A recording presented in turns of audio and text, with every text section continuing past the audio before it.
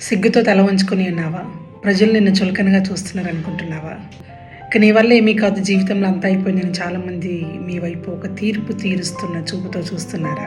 అయితే ఒక విషయాన్ని గుర్తుంచుకోండి, నీ పరిస్థితి ప్రజలకు చాలా గొప్పదేమో కానీ దేవునికి ఎట్టి పరిస్థితులను కానే కాదు. అది అసలు ఆయనకి సమస్య కానే కాదు.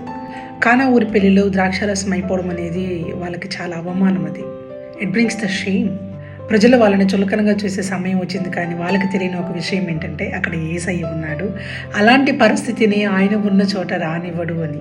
యేసయ్య ఉన్న చోట కొరత అనేది ఎప్పటికీ నిలబడదండి. యేసయ్య ఉన్న చోట అవమానము ఉండదు. అక్కడ ఎక్కడ అయిపోయింది అనుకుంటున్నామో అక్కడ మరలా తిరిగి నూతనమైనటువంటి కార్యాన్ని ప్రారంభించడానికి ఆయన సమర్థవంతుడై ఉన్నాడు.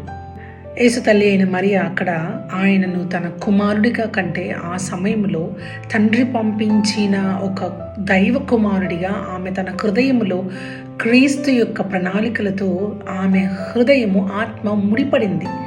కాబట్టి ఆమె అంటుంది, ఆయన ఏం చెబితే, యేసయ్య ఏం చెబితే ఆ పనిని చేయండి. వాళ్ళు ప్రశ్నించలా, వాదించలా, కానీ విధేయత చూపించారు. ఆ విధేయతే అక్కడ అద్భుతాన్ని కూడా తీసుకొచ్చింది. దేవుని యొక్క మాటకు నువ్వు విధేయత చూపిస్తే ఆ విధేయత నీ జీవితంలో శక్తిని కనబరుస్తుంది. దేవుని యొక్క అత్యున్నతమైన ప్రత్యక్షతలను నువ్వు పొందుకోవడానికి నీకు ఒక మార్గాన్ని తెరుస్తుంది. నిన్ను మనుషులు అవమానపరిచి ఉండొచ్చు, కానీ దేవుడు నిన్ను ఘనపరుస్తాడు ఆయన మాటకు నువ్వు లోబడినట్లయితే. బాహ్యమైన కళ్ళతో ఆత్మీయమైనటువంటి పరిస్థితిని అందరి వల్ల కూడా చూడలేరు, అన్లెస్ వారు దేవుని యొక్క మాటకు విధేయులై దేవునితోటి లోతైన సంబంధం కలిగిన వారైతే. మనుషులు కొరతనే చూస్తారు, కానీ దేవుడు అక్కడ సమృద్ధిని రప్పించగలిగిన సమర్థవంతుడు. మనుషులు గతాన్ని గుర్తు చేసి ఎన్నో గాయాల పాలు చేయాలని ఎదురు చూస్తారేమో, కానీ దేవుడు మీ భవిష్యత్తును చూపించి అది ఎంత అద్భుతంగా ఉండబోతుందో, ఆ రెండోసారి ఆ ద్రాక్షరసం వచ్చినప్పుడు వాళ్ళు ఎంత తృప్తిగా, ఇంతకు ముందు కన్నా కూడా ఇప్పుడు చాలా రుచిగా ఉన్నదన్న రీతిగా తిరిగి నీ జీవితాన్ని అద్భుతమైన రీతిలో నూతనమైనటువంటి ఆ ఊటతో దేవుడు నిలబెట్టబోతూ ఉన్నాడు. యేసయ్య, మరియమ్మ చెబితే పని చేసేటటువంటి శిష్యులు. అక్కడ క్రీస్తు నిలబడడం ఎంత గొప్పగా కనబడుతూ ఉన్నదో, అలాగే మరియమ్మ చెప్పినప్పుడు కూడా పనులు చేసేవాళ్ళు, లేదా బయట ఫాలోవర్స్, అనుచరులు కూడా ఒకరికొకరు అనుసంధానమై క్రీస్తుకు ప్రాధాన్యత ఇస్తూ ఉండడం కూడా అక్కడ మనం గమనించవచ్చు. చూడండి, మరియమ్మ ఎంత ముఖ్యమో, ఆమె చెప్పిన పనిని చేయగలిగిన అనుచరులు అంతే ముఖ్యం. వారందరి స్పిరిట్ ఏకమైనప్పుడు అక్కడ ఒక గొప్ప అద్భుత కార్యము జరుగుతూ ఉంది.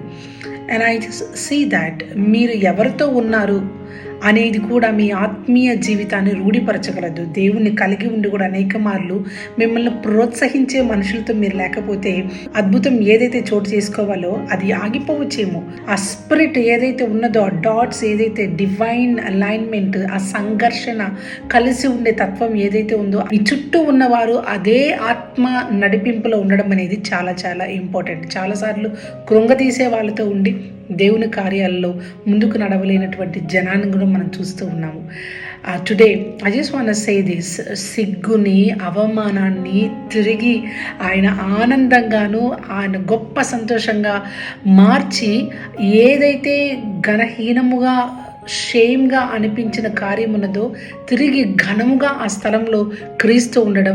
అలాగే మరియమ్మ, అక్కడ ఉన్నటువంటి శిష్యులు మాట వినేవారు, ప్రోత్సహించేవారు, ఆయన మాత్రమే చెప్పింది చెయ్యండి అని ప్రోత్సహించగలిగిన ప్రోత్సాహకారులు మన చుట్టూ కలిగి ఉండడం చాలా ఇంపార్టెంట్. సో దైవరాజ్యపు ఆలోచనతో నింపబడినటువంటి వారిని మన చుట్టూ కలిగి ఉందాము. క్రీస్తుకు అందరూ కలిసి లోబడిన రీతిగా అద్భుతము మీ ఇంట ఈరోజు ఉండునుగాక. ప్రతి సిగ్గును, ప్రతి అవమానాన్ని దేవుడు కొట్టివేయునుగాక. నూతనమైన తైలము, నూతనమైన అభిషేకము, నూతనమైన ఆత్మ, నూతనమైన వరములు, నూతనమైనటువంటి కార్యములతో మీ యొక్క గది నింపబడునుగాక. ఆమేన్.